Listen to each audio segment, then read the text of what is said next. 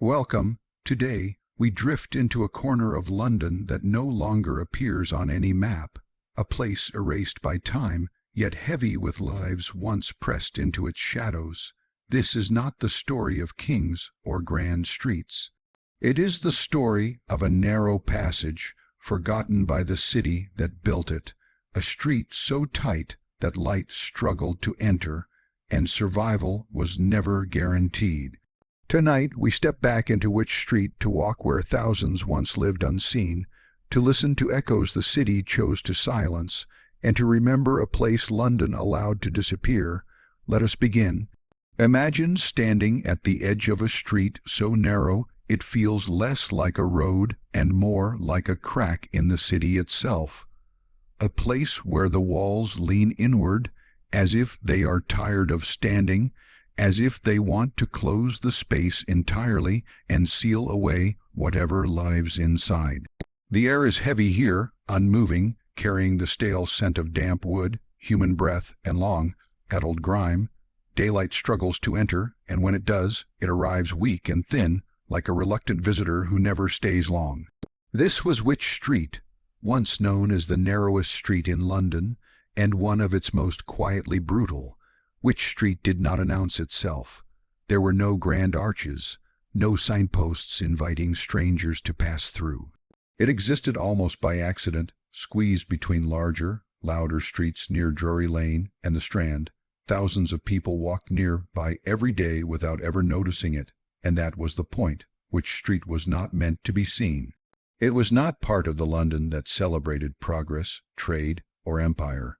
It belonged to another London altogether, the one hidden behind brick and shadow. To understand Wych Street, you must first forget the image of London that survives in paintings and postcards. Forget wide boulevards and elegant townhouses. Forget gaslit theaters and bustling coffeehouses. Wych Street was part of an older city, one that had grown without planning, without mercy, and without concern for those who would one day be forced to live inside its narrow confines. It was a remnant of medieval London that somehow survived into a more modern age, long after it should have been torn down. The street took its name from wych, an old word connected to bends, corners, and twisting paths. And twisted it was. The buildings that formed Wych Street were not aligned with any sense of order. They leaned, sagged, and pressed toward each other, their upper floors jutting out so far that, in some places, the sky disappeared completely. From one window, a resident could easily reach out and touch the wall opposite. In others, neighbors could pass objects back and forth without ever stepping outside. At ground level, the street narrowed even further. In certain stretches, two people could not pass side by side without turning their bodies. Carts could not enter. Horses avoided it. Even foot traffic was hesitant. Wych Street was a place you entered only if you had a reason, or nowhere else to go. And many had nowhere else. London had always been a city of opportunity, but opportunity came with a price. As the population exploded, housing could not keep pace. The wealthy expanded outward, claiming cleaner air and wider spaces, while the poor were pushed inward, into the city's forgotten corners. Wych Street became one of those corners. Over time, it filled with people who had fallen through every safety net the city pretended to offer. Yet Wych Street was not always infamous. In its earliest days, it was simply another narrow lane in a crowded medieval city, no worse than many others. But while surrounding streets were widened, rebuilt, or cleared away, Wych Street remained trapped in time. Each new generation of buildings was constructed on top of the old, without removing what lay beneath. The result was a fragile vertical maze, floors stacked on floors, beams resting on beams, all slowly rotting from the inside. By the time London entered the age of reform and industrial power, Wych Street had already become an embarrassment. Writers described it with unease. Visitors who stumbled upon it spoke of the sudden darkness, the silence broken only by muffled voices and the echo of footsteps. It felt separate from the city around it, as though you had stepped through an invisible door into another world. What made Wych Street truly unsettling was not just its physical narrowness, but the sense that it had been forgotten by time itself. Laws changed, building standards improved, sanitation became a public concern, but none of this reached Wych Street. It existed in a legal and moral gray area, ignored because dealing with it would require effort, money, and a willingness to confront uncomfortable truths about poverty. The street became a container for lives that London did not wish to acknowledge. It absorbed failure, desperation, and exhaustion. People arrived quietly and disappeared just as quietly. No one recorded their stories in detail. No one marked their passing, and so Wych Street grew heavier with every year, not just with bodies and buildings, but with unspoken history. At night, the street became even narrower. Without proper lighting, darkness pooled between the walls, thick and absolute. Sounds traveled strangely here. A whisper could carry the length of the street, while a scream might feel swallowed by brick and timber. Residents learned to recognize one another not by sight, but by footsteps, coughs, and voices echoing through the confined space. For outsiders, Wych Street inspired fear. For those who lived there, it inspired something more complex, resignation. People did not speak of the street as a temporary stop. It was understood, quietly and without discussion, that arriving on Wych Street often meant staying longer than you intended, sometimes for life. Children born there learned early that their world was smaller than most. Their games took place in darkness and mud. Their sense of space was shaped by walls that pressed in on all sides. For them, London was not a grand city of opportunity, but a narrow passage that smelled of damp wood and human survival. And yet, even in such confinement, life persisted. People adapted. They learned how to exist in spaces barely wide enough to breathe. They learned when to speak and when to stay silent. They learned how to move sideways through the city, unnoticed and unrecorded. Wych Street did not demand attention. It endured quietly.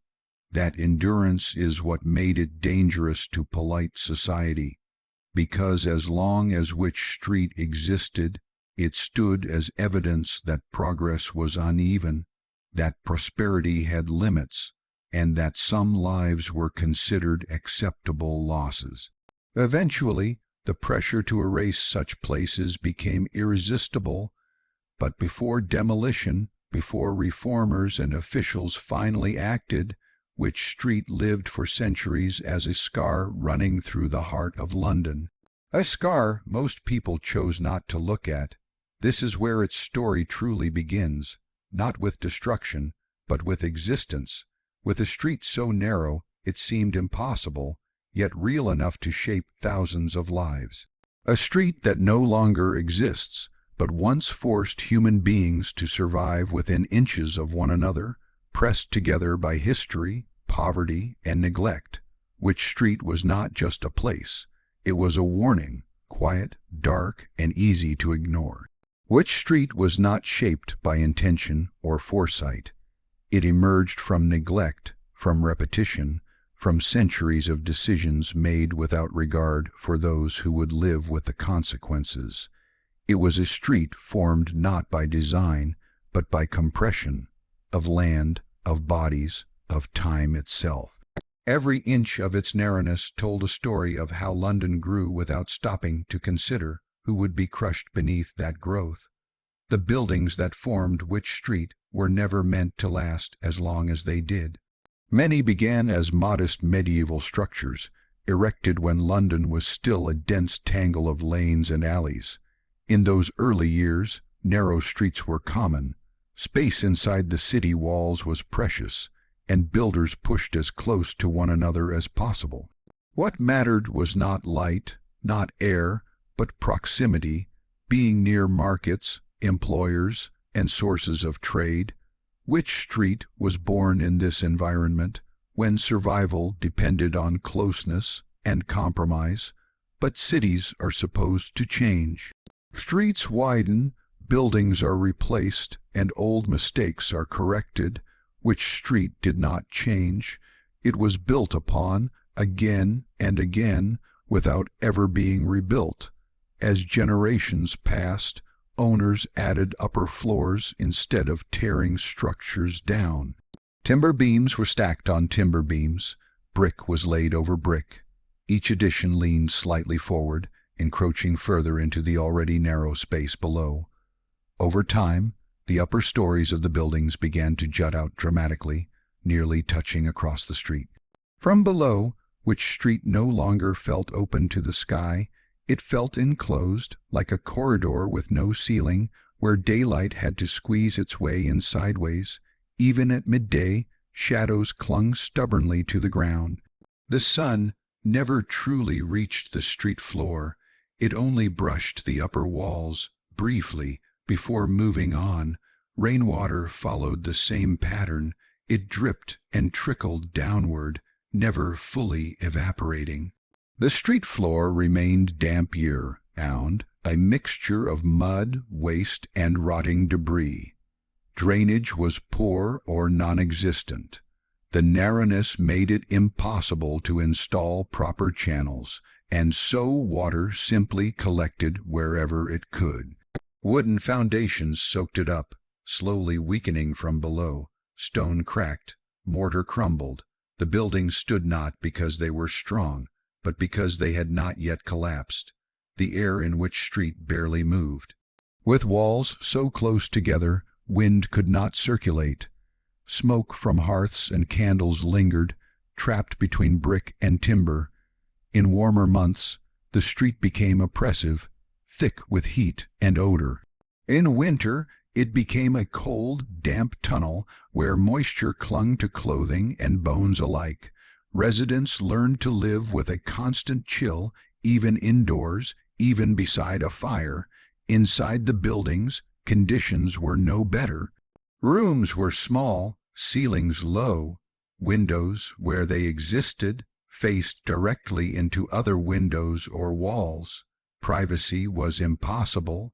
Light was scarce. Many rooms remained dim even during the brightest days, forcing occupants to burn candles or oil lamps long before evening arrived. These flames provided light, but also danger. In a street this tight, fire was not a possibility. It was an inevitability waiting for the right moment. Staircases were steep and uneven, worn smooth by centuries of feet. Floors creaked under weight they were never meant to bear. Entire families lived in single rooms, stacked vertically in buildings that leaned so far forward they seemed ready to topple. Each structure depended on its neighbor for balance. Remove one, and the others would follow. This interdependence created a fragile equilibrium. Wych Street existed in a constant state of tension, held together by habit and fear. No one dared make significant repairs, because altering one building could destabilize the rest. No one invested in improvement because the returns were minimal. Landlords took rent but gave little back. Tenants endured what they could not change. The street's narrowness also meant that services could not reach it. Carts could not pass through, fire engines could not enter, waste collection was irregular at best. What could not be removed was simply left where it fell. Over time, layers of refuse built up, compacted by feet and rain into a foul, uneven surface. The street itself became a kind of living organism, absorbing everything discarded into it. Urban reformers would later describe Wych Street as a failure of planning, but in truth, it was a success of indifference. It survived because no one with power felt responsible for it. It existed in the gap between jurisdictions, between priorities, between concern and neglect. Too small to matter, too inconvenient to address, It was allowed to persist long after its dangers were obvious. The narrowness of Wych Street also shaped behavior. People moved carefully, sideways at times, avoiding contact when possible. Arguments echoed loudly, amplified by the close walls. So did laughter, crying, and suffering. There was no escaping sound. Every life overlapped with another. In such proximity, tempers frayed quickly. So did nerves. Yet people adapted, developing an unspoken code of coexistence that allowed them to survive without constant conflict. Visitors who ventured into Wych Street often described a feeling of unease, as though the street itself was watching them. The closeness of the walls created the illusion of movement, of pressure. Some said it felt as though the buildings were slowly closing in. This sensation was not entirely imagined. Over decades, the structures did continue to shift, settle, and lean, responding to gravity and decay in ways too subtle to notice day by day, but unmistakable over generations. The narrowness also ensured invisibility. From the main roads nearby, Wych Street was easy to miss. Its entrance could be mistaken for a gap between buildings, a service passage, or a private alley. This invisibility protected it, but also condemned it. Out of sight meant out of mind. As long as it did not spill its problems into the wider city, it could be ignored. This physical compression mirrored a social one. People living on Wych Street were pushed together by circumstance, crowded not just in space, but in opportunity. There was no room to grow, no room to retreat. Every failure was witnessed, every weakness exposed. The street itself became a symbol of containment, a place where the city stored what it could not fix. Even the name street feels misleading. Wych Street functioned more like a passageway, a seam between larger structures, yet it housed lives, families, histories. It forced human existence into a space barely wider than a hallway, then demanded endurance as payment for shelter. To live there was to accept constraint as a permanent condition. As London modernized around it, the contrast became sharper. Wider streets appeared nearby. New buildings rose with straight lines and deliberate spacing. Light and air became commodities valued by those who could afford them. Wych Street remained unchanged, a dark vein running through a city that claimed to be improving. This is what it means to say Wych Street was built to suffocate. Not by malice, but by accumulation, by centuries of small decisions that favored convenience over care, by a system that allowed structures to grow inward until there was barely space left for breath, by a city that expanded outward while leaving its oldest wounds unhealed. The narrowness was not accidental by the time it reached its final form. It was tolerated, maintained, accepted, and in that acceptance lay its cruelty. Because once a place is accepted as unfixable, the people inside it are treated the same way. Wych Street did not simply trap bodies. It compressed lives, ambitions, and futures into a space too tight to hold them. And yet people lived there. They woke, worked, loved, argued, and aged within inches of one another, inside buildings that seemed to lean closer every year. The street stood as long as it did because it balanced on the edge of collapse, structurally, socially, and morally. It was a reminder that cities are not just built with stone and timber, but with priorities, and when those priorities exclude the vulnerable, the result is a place like Wych Street, narrow, dark, and heavy with the weight of everything society chose not to address. This was the environment into which people stepped when they entered Wych Street. Not a temporary hardship, not an unfortunate detour, but a space engineered by neglect to press inward, to limit movement, and to make survival itself a daily effort. People did not arrive on Wych Street by accident. No one wandered into its narrow darkness out of curiosity and decided to stay. Arrival here was almost always the final step in a long process of loss. Loss of work, of family, of health, of reputation, or simply of luck. Wych Street was not a beginning. It was where stories went when they had run out of better places to go. London drew people in relentlessly from the countryside, from smaller towns, from across Britain and beyond. They came chasing wages, security, and the promise that the city always seemed to offer from a distance. But London rewarded only some. For the rest, it took more than it gave. When employment vanished, when illness struck, when a household lost its primary earner, the descent could be swift and unforgiving. Each step downward meant cheaper lodging, smaller rooms, darker streets. Wych Street waited at the bottom of that ladder. Many of its residents had once lived respectable lives by the standards of their time. Former domestic servants dismissed without references, craftsmen whose skills had been made obsolete by changing industries, laborers injured on the job and no longer strong enough to compete for work, actors and musicians who failed to find steady income near the theaters of Drury Lane, widows left with children and no inheritance.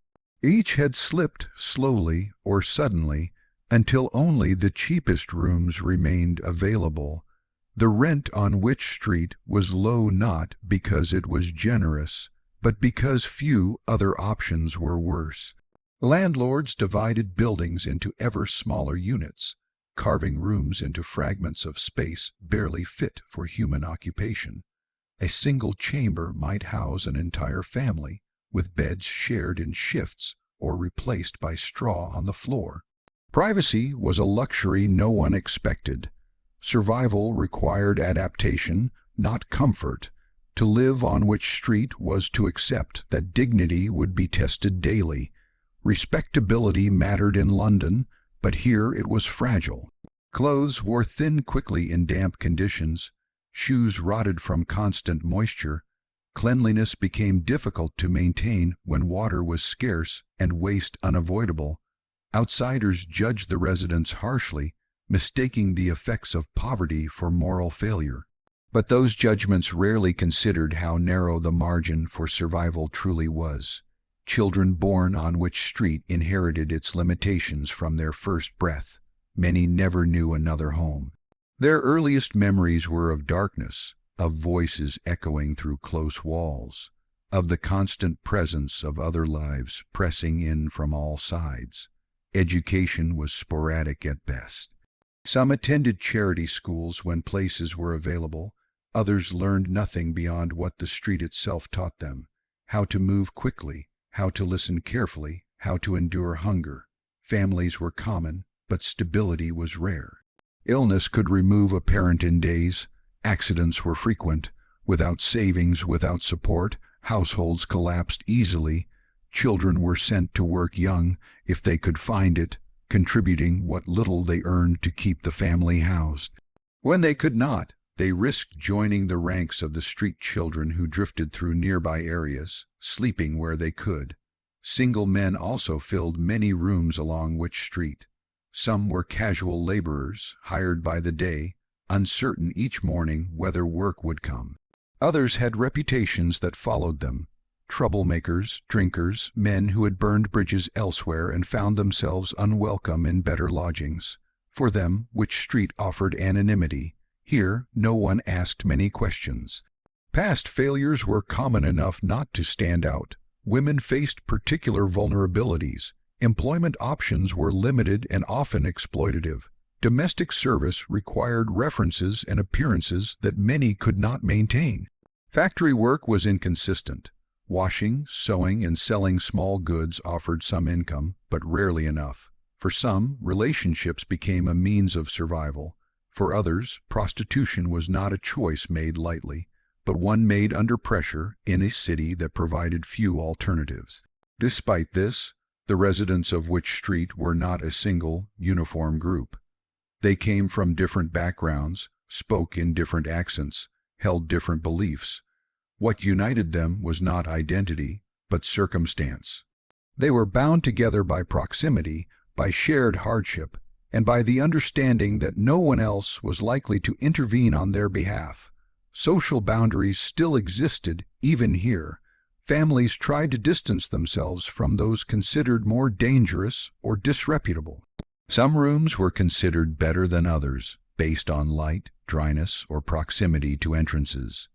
Even within extreme poverty, hierarchy found a way to survive. But these distinctions were fragile, easily erased by a single misfortune.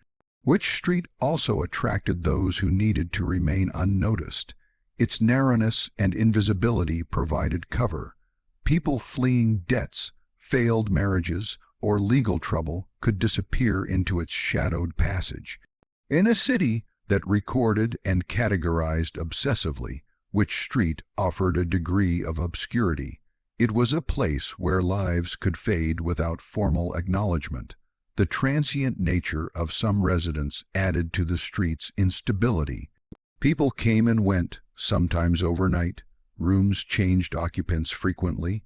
Deaths were common, departures unannounced. The population shifted constantly, preventing strong community bonds from forming.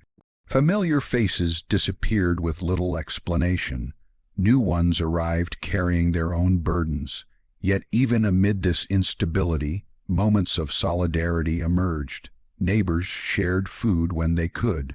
Women watched over each other's children. Information about work opportunities passed quickly through whispered conversations. In such close quarters, cooperation was often necessary. Total isolation was impossible, and total indifference dangerous. Still, the constant pressure took its toll. Living in such confinement eroded patience and mental resilience.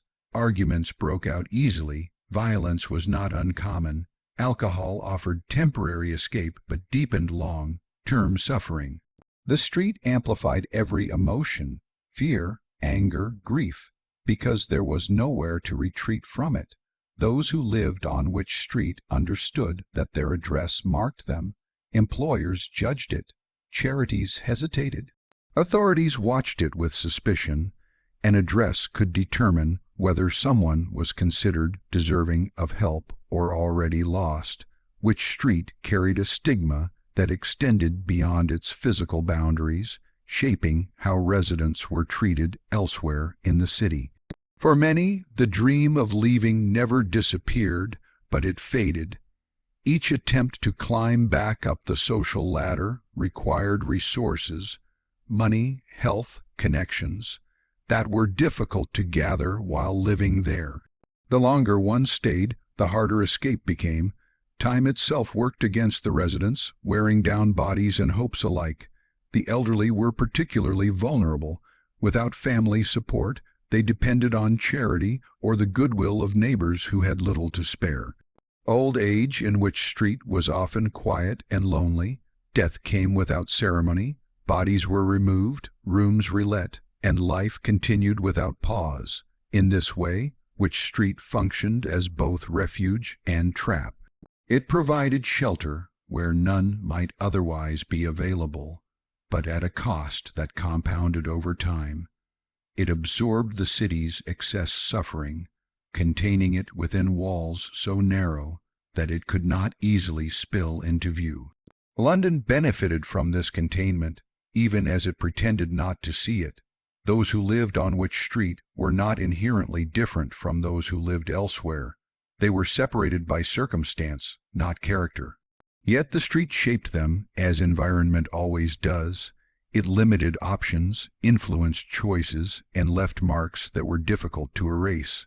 Survival required constant adjustment, constant vigilance, and constant compromise. To understand who lived on Wych Street is to understand how cities manage inequality. By concentrating hardship into spaces that can be ignored, they create the illusion of progress while allowing suffering to persist out of sight.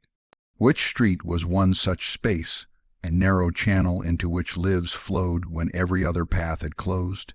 People arrived here carrying the weight of everything they had lost. They stayed because leaving required resources they no longer possessed.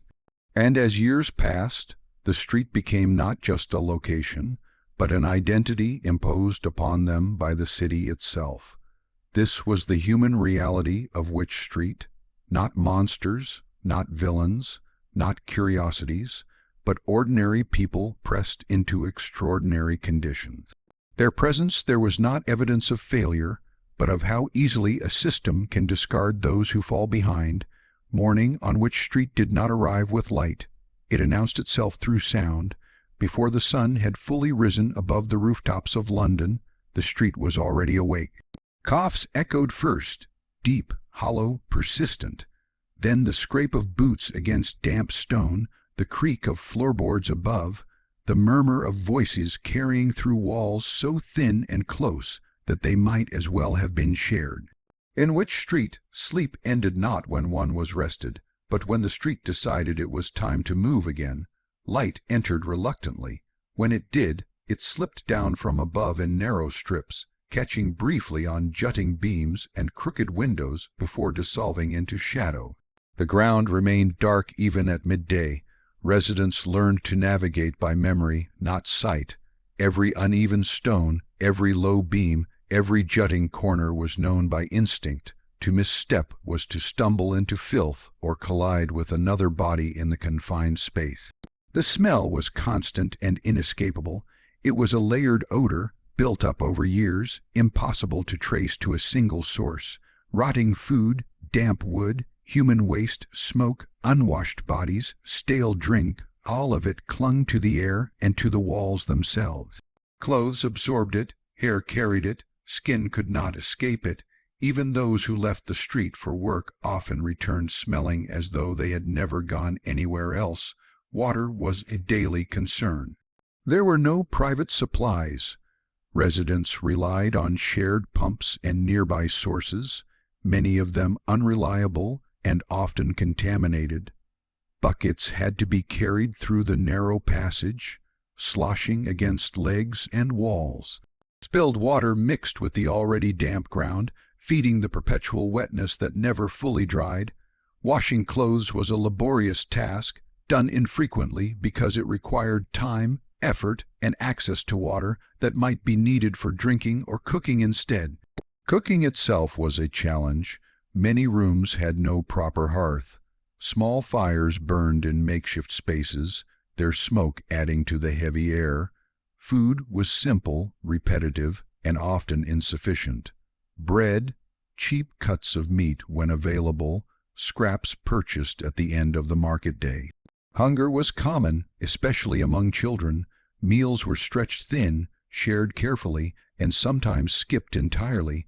Noise never stopped. The narrow walls acted as amplifiers. Every argument, every laugh, every cry carried the length of the street. Privacy was an illusion. Residents knew one another's routines intimately, not by choice, but by proximity. They heard sickness worsen through the night. They heard quarrels escalate and fade. They heard births, deaths, and everything in between. Children played where they could, which meant in the street itself. There was nowhere else. Their games were loud, improvised, and often dangerous. They dodged adults, debris, and occasional animals wandering through.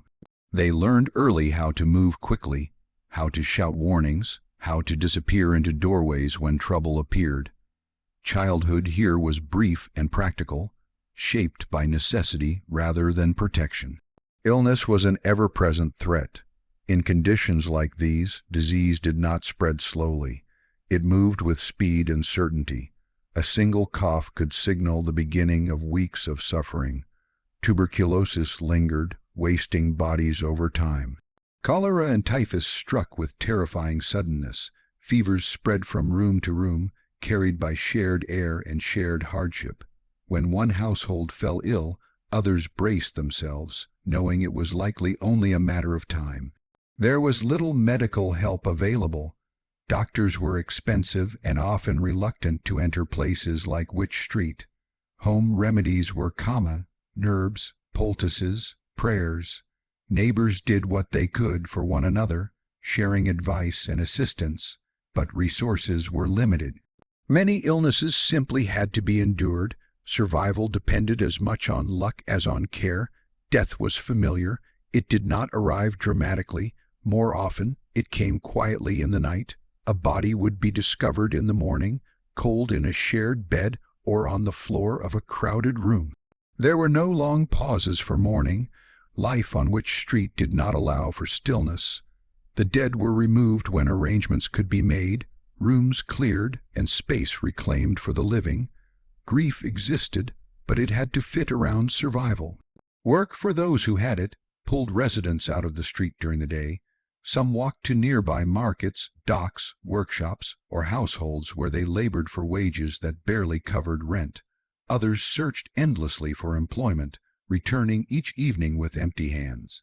The uncertainty of income added to the constant strain. A single missed payment could mean eviction, and eviction often meant something worse than Wych Street. Those who stayed behind during the day, women caring for children, the sick, the elderly, kept the street alive in quieter ways. They fetched water, cleaned what little could be cleaned, watched over one another's families. Information traveled quickly here. News of work, illness, death, or danger spread faster than any official notice. In such close quarters, awareness was a form of protection. Evenings brought no relief. As daylight faded, the street seemed to narrow further. Candles flickered behind small windows, their light barely reaching beyond the glass.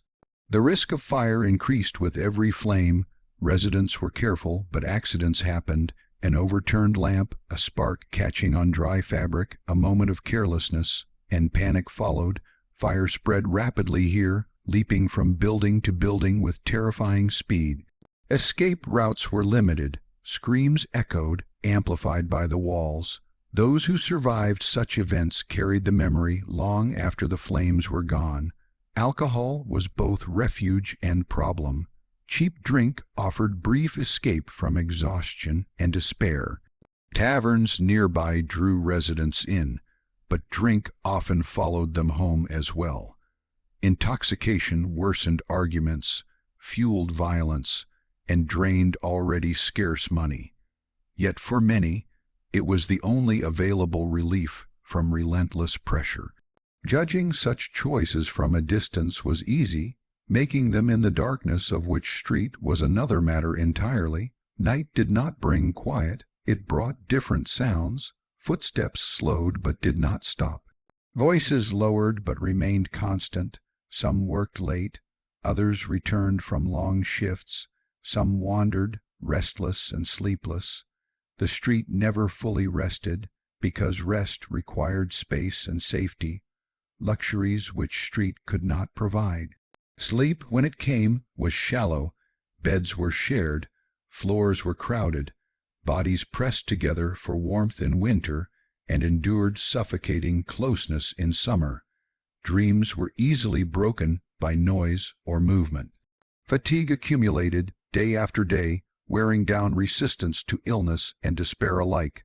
Despite everything, routines formed. Humans adapt, even to the most restrictive environments.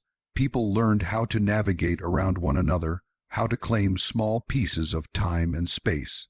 A quiet corner for a moment of solitude, a familiar voice in the darkness, a shared joke, brief but genuine. These moments did not erase hardship, but they softened it enough to allow endurance. The street itself seemed to observe these routines, unchanged and indifferent. Its walls absorbed sound, its ground absorbed waste, its buildings absorbed lives. Day after day, the same patterns repeated, slightly altered by chance and circumstance. Births replaced deaths. New faces replaced those who vanished. The cycle continued without pause. For outsiders, Wych Street was defined by filth and danger. For those who lived there, it was defined by familiarity. The darkness was known. The smells were expected. The risks were understood. Fear did not disappear, but it became background noise woven into daily existence. People did not wake each morning thinking about survival as an abstract concept. They lived it automatically through countless small decisions made without reflection. Daily life in Wych Street was not dramatic in the way history often prefers. There were no grand rebellions, no sudden transformations. There was only persistence, getting through one more day, keeping children fed. avoiding illness if possible, paying rent, finding work, enduring the night. This ordinariness is what makes the street difficult to confront. Its suffering was not contained in a single catastrophe, but spread across years and generations. It did not demand attention with spectacle. It simply existed, grinding down those inside it through repetition and neglect. To live on Wych Street was to exist in a state of constant exposure, exposed to others, to disease, to danger, to judgment. And yet, life continued. People laughed when they could. They argued, loved, despaired, and hoped within a space barely wide enough to hold them. Daily life here was not defined by one moment, but by thousands of small, exhausting ones. Together, they formed an existence shaped by darkness, proximity, and endurance, an existence that continued, unnoticed by most of the city, long enough to become invisible. This was Wych Street in motion, not frozen in misery, but moving forward each day under the weight of its own narrowness. In a place as narrow as Wych Street, danger did not arrive loudly. It slipped in quietly, carried by habit, by desperation, by the simple fact that too many people were pressed into too little space. Crime here was not an exception to daily life. It was woven into it, not always through malice, but through necessity. When survival itself was uncertain, morality became flexible, shaped less by principle and more by hunger. Privacy did not exist. Walls were thin, windows faced windows, and sound traveled freely. People learned to listen without meaning to. Conversations were overheard, arguments anticipated, weaknesses noticed. In such conditions, secrets were almost impossible to keep. This constant exposure created an environment where trust was fragile and suspicion common. It was not that everyone was dishonest, but that honesty carried risks few could afford. Petty theft was common. A loaf of bread left unattended, a coat hung too close to a doorway, a few coins carelessly placed, any of these might disappear. Children were often involved, not because they were naturally inclined toward crime, but because they were small, quick, and desperate. Hunger teaches lessons early, and on Wych Street, hunger was a constant instructor. Stealing was not always condemned. Sometimes it was quietly understood. Pickpockets operated easily in nearby busier streets and markets, slipping back into Wych Street's narrow passage to vanish from sight. Its layout made pursuit difficult. Outsiders hesitated to follow. The street's reputation alone discouraged many from entering. This provided a kind of protection, turning the very neglect that harmed residents into a shield for those engaged in illegal activity. Prostitution was present and visible. For some women, it was one of the few ways to earn money quickly and with some degree of control over their time. It was not romanticized, nor was it hidden behind closed doors. Transactions occurred openly enough that children grew up understanding things far earlier than they should have. Judgment from the outside world was harsh, but rarely accompanied by alternatives. Violence simmered beneath the surface. Arguments escalated quickly in such confined space. Alcohol fueled tempers. Old grievances had nowhere to dissipate. A disagreement could echo through the street, drawing in neighbors whether they wished to be involved or not. Fights broke out, sometimes over money, sometimes over noise, sometimes over nothing more than accumulated frustration finally finding an outlet. Authorities were present, but inconsistently. Police patrols passed nearby, but entering Wych Street required effort and willingness. The narrowness limited movement. The darkness concealed faces. Officers were often outnumbered and unfamiliar with the people who lived there. Arrests happened, but they did little to address the underlying conditions. Removing one individual changed nothing about the pressures that produced crime in the first place. Informers thrived in such an environment. When privacy is impossible, information becomes currency. Some residents exchanged knowledge for favors or protection. Others did so out of fear, hoping to avoid trouble by cooperating with those in power. This further eroded trust, creating a sense that anyone might be listening, waiting, reporting. Silence became a survival skill. Fire, however, was the greatest terror of all. In a street built almost entirely of timber and old brick, with buildings leaning into one another, fire was not a risk, it was an inevitability that everyone understood but could not escape.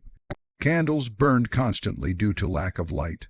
Hearths and small stoves operated in cramped, poorly ventilated spaces. Sparks flew, flames caught, and when they did, the consequences were immediate and devastating. There was no room to run, no wide exits, no clear paths. Fire spread horizontally and vertically at terrifying speed, leaping from wall to wall, floor to floor. Smoke filled the narrow passage, choking those trapped below. Panic echoed louder than the flames themselves. Families scrambled to gather children, belongings abandoned in favor of life itself. Some did not make it out in time. Fire engines could not enter Wych Street. Even if they arrived quickly, hoses could not be maneuvered effectively in such confined space. Neighbors formed bucket lines when possible, but water supplies were limited and often too far away. More often than not, residents could do little more than watch as entire sections of the street burned. After a fire, the damage extended beyond the immediate destruction. Buildings weakened by flames and water often collapsed later, sometimes without warning. Walls cracked, beams sagged, rooms became uninhabitable, yet people returned, patching what they could, because there was nowhere else to go. Wych Street absorbed disaster and continued, scarred but standing. Structural collapse was another constant fear. The buildings were old, overloaded, and poorly maintained. Floors bowed under weight they were never meant to bear. Staircases shifted. Entire sections leaned precariously. Residents learned to recognize the sounds of stress, the groan of timber, the sudden crack of masonry. Sometimes these warnings came too late. When collapse occurred, it was sudden. A wall gave way, a floor dropped. People were crushed or trapped beneath debris. Rescue was slow and dangerous in such confined conditions. Neighbors dug with bare hands when tools were unavailable. Bodies were pulled free, sometimes alive, sometimes not. Afterwards, the street closed ranks again, adapting to the new absence. Fear became a constant companion, but like all constants, it faded into the background. People learned to live with it, just as they lived with darkness and damp. To dwell on danger would have made daily life impossible. Instead, fear was managed through routine, through shared understanding, through a kind of quiet fatalism. Whatever happened, happened. The reputation of Wych Street amplified these dangers. Outsiders saw it as a breeding ground for vice and violence, a place where crime flourished unchecked. This reputation justified neglect.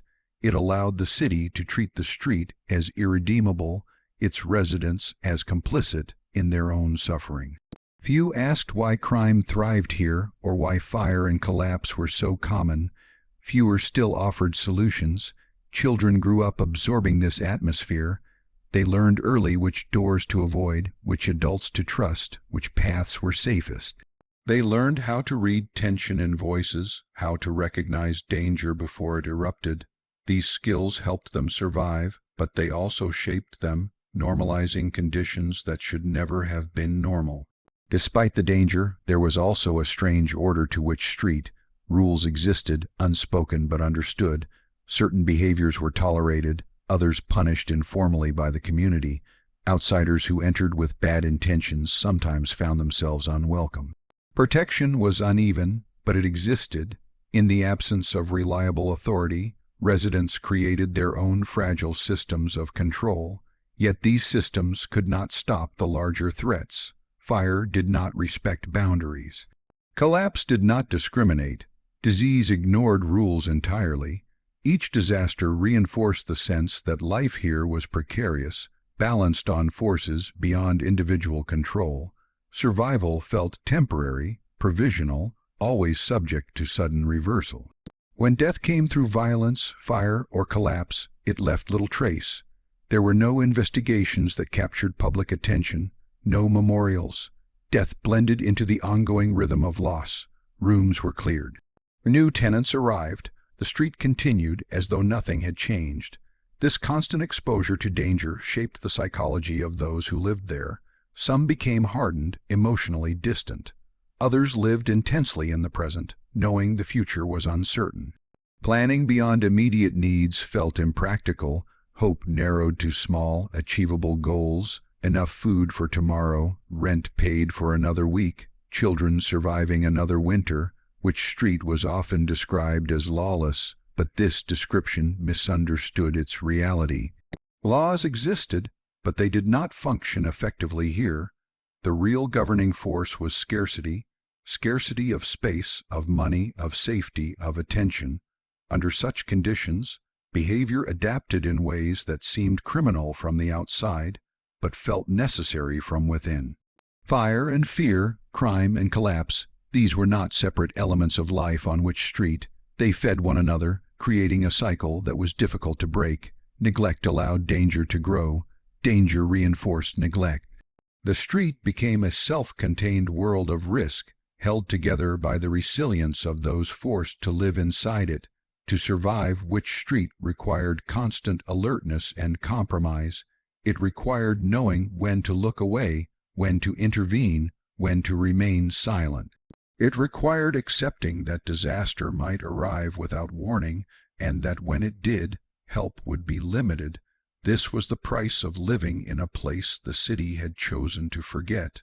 Danger was not an interruption to daily life on Wych Street. It was part of its structure, as integral as the leaning walls and narrow ground beneath one's feet. By the time the end of Wych Street came into view, the decision had already been made elsewhere. It was not the result of a single tragedy, nor a sudden awakening of conscience. It was the slow accumulation of discomfort among those with power, officials, planners, reformers, who could no longer tolerate the existence of places that contradicted the story London wanted to tell about itself. Wych Street did not fit the image of a modern city, and so it had to go. The language used to describe the street changed first. Where once it had been ignored, it now became labeled. Reports called it a nuisance. A danger, a moral threat. Medical officers described it as a source of disease, a place where infection could spread outward into more respectable neighborhoods. Reformers spoke of it as a stain, something unhealthy not just to the body, but to the character of the city. These descriptions were not entirely wrong, but they were incomplete. They focused on symptoms while carefully avoiding causes. Wych Street was not condemned because of sudden concern for those who lived there. It was condemned because it embarrassed the city. It sat too close to important roads, to theaters, to areas frequented by people with influence. Its narrow darkness conflicted with new ideals of openness, order, and progress. As London expanded its reach and its self-image, it became less willing to tolerate reminders of its failures.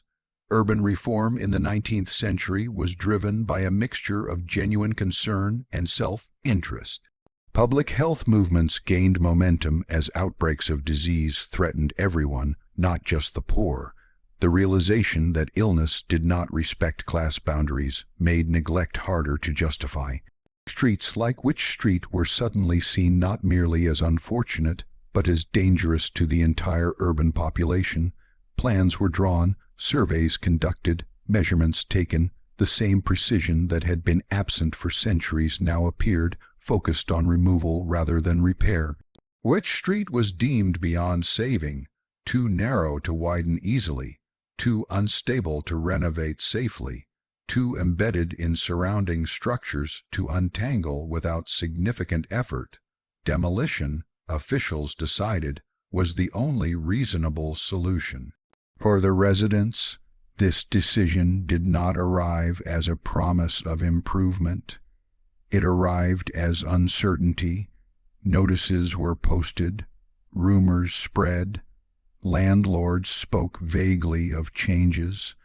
Some tenants were told to prepare to leave. Others were given little information at all.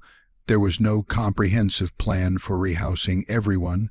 Compensation, where it existed, was minimal. The burden of relocation fell on people who already had little. As demolition approached, the street entered a strange final phase. Some residents left early, seeking new lodging before being forced out. Others stayed until the last possible moment, either unable to find alternatives or unwilling to abandon the only home they knew. Empty rooms appeared alongside crowded ones. The social fabric, already fragile, grew thinner. Buildings that had leaned together for generations were suddenly marked for separation. Walls were tested. Beams examined. The interdependence that had kept the street standing now complicated its destruction. Removing one structure risked destabilizing others. Demolition crews worked carefully, but accidents happened. The street seemed to resist its own erasure, clinging stubbornly to existence even as it was dismantled piece by piece. The sounds of destruction replaced the familiar noises of daily life, cracking timber, falling brick, dust filling the air. For those still living nearby, the process was unsettling. Their world was literally coming apart. Places where memories had formed, rooms, doorways, staircases, vanished beneath rubble. The street that had once felt permanent, oppressive as it was, revealed its fragility. Children watched as walls came down. Some felt excitement, others fear. Adults felt something closer to exhaustion. There was little time for reflection. Survival continued, just in a different form. Finding new shelter became urgent. Old routines were disrupted. Networks of mutual support fractured as people scattered to different parts of the city. When the last buildings were cleared, Wych Street ceased to exist physically. The narrow passage was replaced by wider roads, new developments, and structures more aligned with contemporary ideals. Light entered spaces where darkness had ruled for centuries. Air moved freely where it once stagnated. From an urban planning perspective, this was progress, but progress left no marker for what had been erased. There was no plaque to commemorate the lives lived there. No memorial to acknowledge the endurance of those who had survived within its confines. The street disappeared not just from the map, but from collective memory. New generations walked over the ground without knowing what had stood there before, or who had been displaced to make way for change. For the city, the removal of Wych Street was a success story. It demonstrated action, improvement, modernization. For the people who had lived there, it was more complicated. Some found better housing. Others moved into different slums, repeating the cycle in new locations. Poverty did not vanish with the street. It shifted, redistributed into other narrow spaces less visible, less controversial. The erasure of Wych Street revealed a truth about how cities manage their past. Physical removal is often mistaken for resolution. By destroying the structure, authorities could claim to have solved the problem, even though the underlying conditions remained. The people were moved, not the forces that had confined them there. Over time, references to Wych Street became scarce. It appeared in old documents, maps, and occasional historical accounts, usually as a curiosity, once the narrowest street in London. This description reduced centuries of human experience to a technical detail, stripping away the reality of what life there had been like. Narrowness became trivia, suffering became footnote, yet the legacy of Wych Street lived on in quieter ways. It influenced future planning decisions, cited as an example of what should never be allowed again. Building codes tightened, minimum widths established, light and ventilation recognized as necessities rather than luxuries. In this sense, the street contributed indirectly to improvements that benefited others. Still, this contribution came at a cost paid by those who never saw the benefit. Their lives served as evidence, their suffering as data. The city learned from them without honoring them. This pattern repeated elsewhere in other slums in other eras. Wych Street was not unique in its fate, only in its extremity. The disappearance of the street also altered the emotional landscape of the area. Places carry memory even when people do not consciously recognize it. For years after demolition, something lingered in the space, a sense of absence, of something removed. Over time, this too faded, overwritten by new routines, new buildings, new stories.